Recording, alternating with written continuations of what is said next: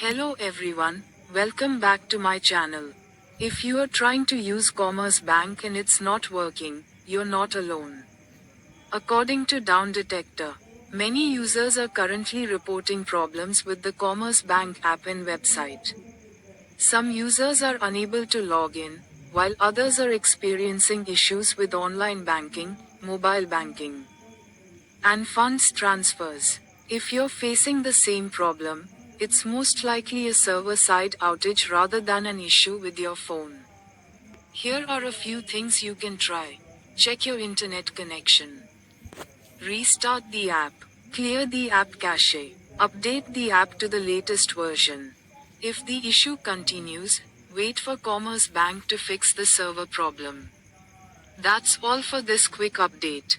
If this video helped you, please like, subscribe, and turn on the notification bell for more tech updates. Thanks for watching.